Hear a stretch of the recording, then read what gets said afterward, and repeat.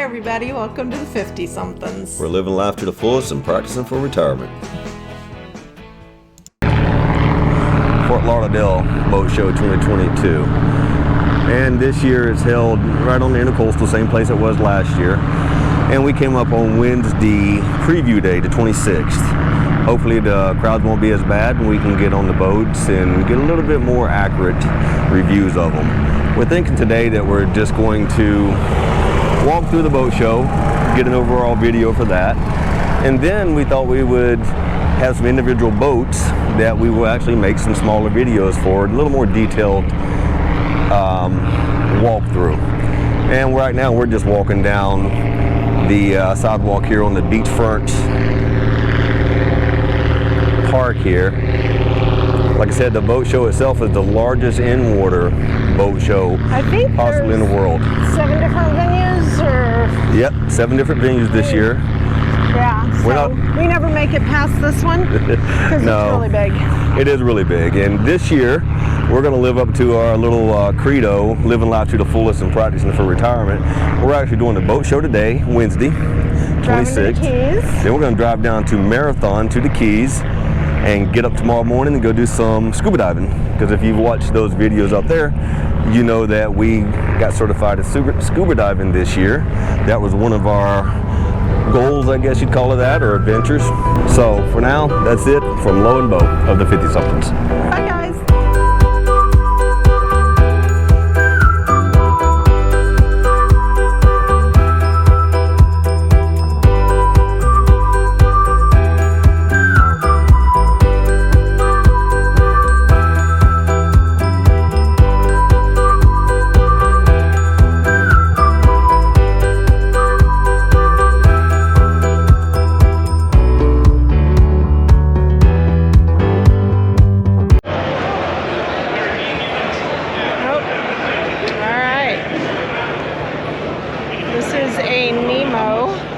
Not sure how much time you have, but you got 2 oxygen tanks there.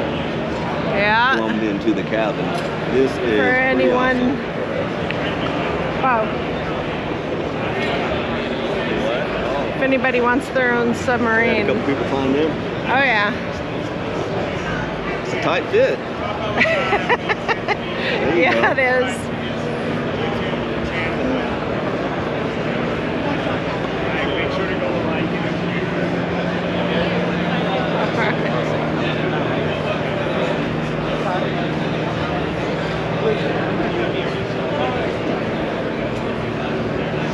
Crazy.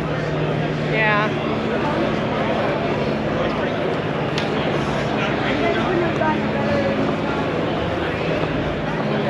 I want it though. You want it? I want it.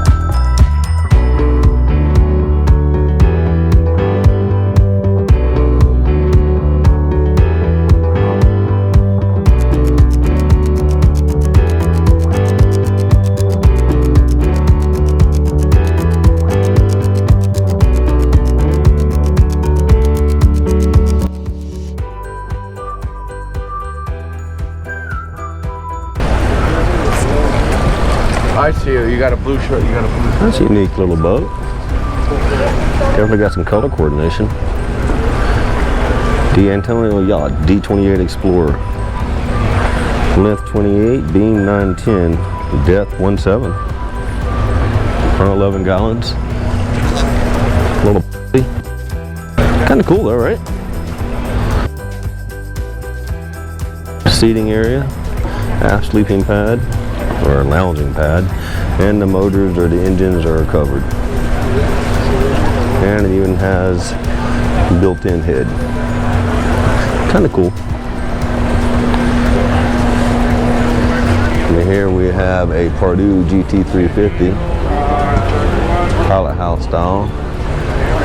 So those little in-water propulsion systems look like little jet thrusters. Cool. If you're looking for luxury, Fort Lauderdale Boat Show is the place to come.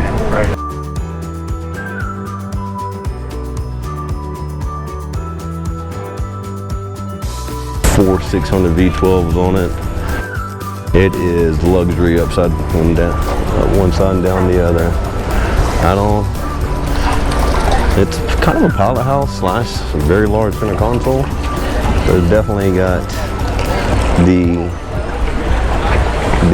center console vibe going, but again, it's also got the pilot house.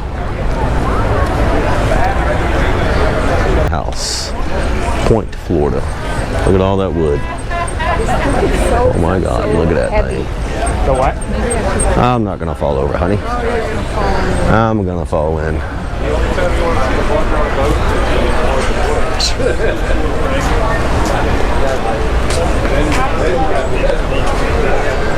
You know, this new modern styling from Europe is catchy, but yet I don't see where it's going to be all that functional, to be honest with you, is more than a cruising boat.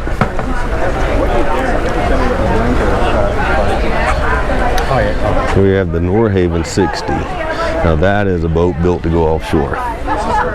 That's a boat to circumnavigate the world. I know, right? And we found our happy place. I'd be happy too if I could afford that.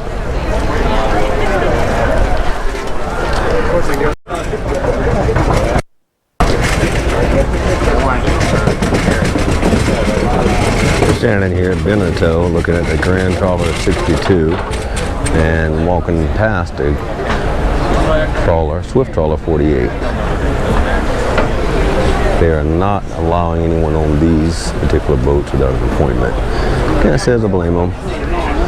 We did tour that 41 last year, and it is an awesome boat. And we also looked at the Gran Turismo. We got a walkthrough on it. Okay guys, you may have noticed I'm having a little trouble with my audio, so I'm going to do a voiceover on this one. Here we're looking at some dinghies, everything from, you know, a little small 2-3 person up to this 22-foot center console style. I don't know if you call this a dinghy or a tender, but as you walk around, I'm going to pan over and look up inside, and it's fairly nice in there. You could probably put at least 6 to 8 people in there comfortably. Do a little fishing, a little storage in the back. It definitely is center console style. Even got a little, what I would call a little dive platform right there with the storage under the center console. Of course, we're going to walk around. It's called a Revo, it looks like. It's got a Yamaha 200 on it. It is a Walker Bay 22 at $122,000. You know, that's a lot of money. I can buy nice boats for that. And as you look up here, it does actually have some rod holders in there, so you can do a little trolling with it, a little fishing if you wanted to. And over here to the right here in just a moment, you can look at some of the smaller ones and just checking out the prices. I'm actually going to do a full video on dinghies and just to talk about how much they're going for these days. $61,000 for this little one here. It's got a 115 on the back. I say little, that's not a small engine for a dinghy. And then we have this little 60 Honda here. And the smallest one we have for $23,000, it looks like, with a 30 horsepower. And you're going to get 2 people in that, maybe 3. Again, a lot of money, right? Well, as we move on here, we're going to start looking at some of the other amenities. This is a S-76 Sikorsky helicopter. I actually work on helicopters. I teach for a company right now, and that S-76 is one of the aircraft that we have. It is a modern aircraft, retractable landing gear, twin engine, turbo mechas, if anybody actually cares about that. you take a look in the cockpit here, and I mean, just look at all that technology and MFDs, and you know, it takes a lot of training for these guys to be able to fly these things. Right? I'm a technician, by the way. I teach technicians how to pilots, but you gotta love it when you own a yacht big enough that you can actually land a multi-million-dollar aircraft on it, and that is your method of travel back and forth from the yacht itself to land. She is a beauty, though. Believe it or not, these aircraft, you know, they only have about 2.5 hours worth of flight time, and people deck them out. You can see here in a moment where the owner of the ship itself is going to ride at, and it's pretty luxurious. They've been configured VIP are very important people. Anyway, you want it all leather, and I mean, this is just white glove interior. And as we begin to leave here, we're going to progress on. There's a couple other things I was going to talk to you about on the way out. Laura and I came here for the Wednesday preview day. Paid a little extra per ticket. It was $20 extra per ticket, so we paid $60 each. And we also paid, I believe, $40 for the parking.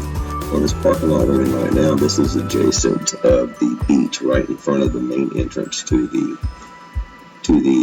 event itself. And as we were walking, we noticed there were several of these parking spaces that were open that you can rent by the hour. So if you're only planning on spending a partial day, if you get there early on a Wednesday, it's much cheaper. Now, do I think it's worth the extra money for a preview day?